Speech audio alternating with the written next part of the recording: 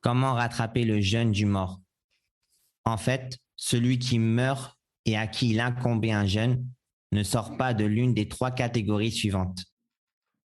Premièrement, qu'il meurt alors qu'il lui incombait un vœu. Celui-là, ses héritiers doivent jeûner à sa place. C'est la seule parole chez tous les savants.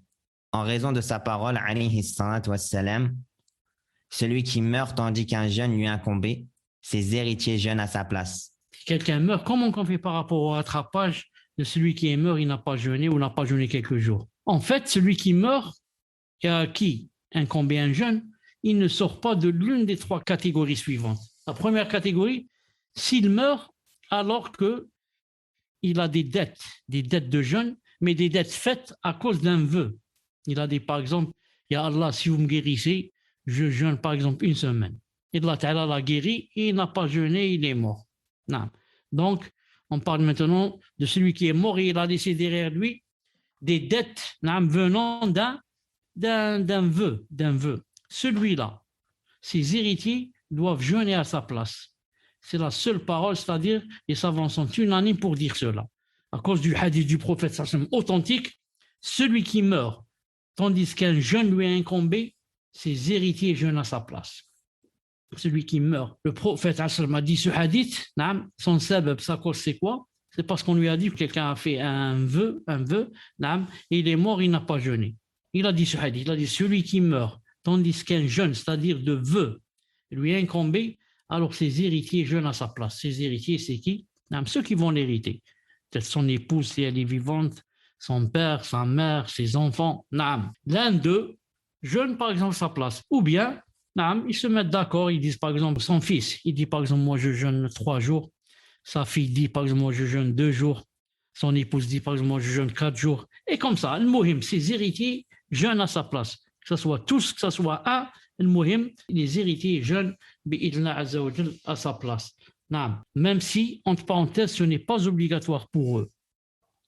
C'est seulement recommandé. Car en islam, il n'y a pas quelqu'un qui fait une faute ou bien a des dettes et moi je paye à sa place. Mais comme c'est un héritier, je vais l'hériter et profiter de ce qu'il a laissé. En revanche, au moins, moi je lui rends aussi son bien. Il est mort, il nous a laissé des biens, et moi donc je dois lui rendre ce que je peux, au moins le délivrer des dettes qu'il a bi'idhnillah azza wa jal. Deuxième catégorie, que son excuse s'est poursuivie au rattrapage, jusqu'à mourir tout en étant incapable de rattraper son jeûne. Celui-là, il ne lui incombe rien, ni à ses héritiers, ni dans son héritage, ni jeûne, ni nourriture à donner. La deuxième sorte, c'est la sorte dans laquelle beaucoup de gens se trompent. C'est le cas où quelqu'un meurt, il avait des dettes, pas de vœux pieux, des dettes. Par exemple, il n'a pas jeûné, il était malade ou là, mais sa maladie, par exemple, s'est étendue sans qu'il n'ait pu rattraper, jusqu'à mourir tout en étant incapable de rattraper son jeûne.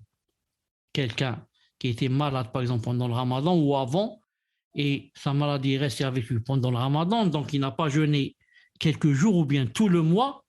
Ensuite, après le ramadan, il était toujours malade, 15 jours, 1 mois ou 2 mois, toujours malade, et il meurt. Celui-là, beaucoup de gens croient qu'on va rattraper à sa place. On va dire qu'il n'a pas jeûné tout le mois ou alors quelques jours. Et d'autres disent non, on ne peut pas jeûner, mais on va nourrir à sa place. Alors que celui-là, il ne lui incombe rien, ni à ses héritiers, ni dans son héritage, ni jeûne, ni nourriture à donner. Pourquoi? La raison est très simple. Celui qui lui a donné la maladie, c'est Allah subhanahu wa ta'ala. Alors lui-même, Allah azza wa jal, ne lui a pas donné l'occasion pour rattraper. Pour qu'il rattrape, il faut quoi? Il faut qu'il guérisse. Et lui, il est mort comme ça, malade, sans avoir l'occasion de rattraper. C'est pour ça qu'on ne va pas jeûner à sa place, on ne va pas nourrir à sa place. Quand est-ce qu'on aurait jeûné à sa place ou nourri à sa place? Si, après que le ramadan soit terminé, Allah azza wa jal l'a guéri. 1 mois après, ou là, juste après le ramadan, ou là, 6 mois après, le Muhim Allah Ta'ala l'a guéri, et quand il a guéri Allah Azza wa Jal, qu'est-ce qu'il doit faire? Il doit rattraper. Ça, sauf si sa maladie est permanente, il doit nourrir. D'accord. Mais celui-là, maintenant, en étant guéri, subhanallah al-azim, il n'a pas jeûné. Et il est mort. Donc Allah Ta'ala lui a donné l'occasion de rattraper. Et il n'a pas rattrapé. Et celui-là, qu'est-ce qu'on fait? C'est celui-là qu'on va jeûner à sa place. Ou alors, s'il avait une maladie permanente et qu'il ne peut pas jeûner, alors on va nourrir à sa place, Inch'Allah Ta'ala. La troisième sorte, que son excuse ait disparu et qu'il ait eu la capacité de rattraper Ramadan, mais ne l'a pas fait jusqu'à mourir. c'est celle dont on vient de parler maintenant. Son excuse a disparu, alhamdoulilah, et il a eu la capacité de rattraper Ramadan, mais il ne l'a pas fait jusqu'à mourir. Le Cheikh Ibn al-Uthaymin, rahimahullah, a jugé prépondérant l'avis selon lequel ses héritiers doivent jeûner à sa place, contrairement à Cheikh al-Albani, alayhi rahmatullah. Donc ici, Cheikh Ibn al-Uthaymin rahimahullah dit quoi? Dit que ses héritiers doivent jeûner à sa place, parce que Allah Azza wa Jal l'a guéri et son excuse a disparu et il devait rattraper, ou à la rigueur nourrir s'il ne pouvait pas rattraper, mais il ne l'a pas fait, il est mort.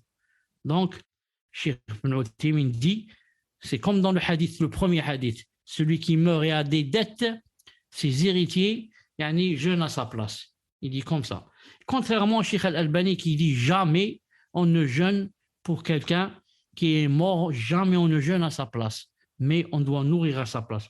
Mais l'avis le plus fort, Inch'Allah Ta'ala, c'est l'avis de Cheikh Ibn al-Uthaymin, à cause du hadith, si quelqu'un meurt et qui a des dettes, Ali sallam a dit, il n'a pas dit des dettes de vœux, il a dit, celui qui meurt, il a des dettes, ses héritiers jeûnent pour lui. Dans sa généralité, sa globalité, tout jeune rentre dans cette globalité, bi'idnillah.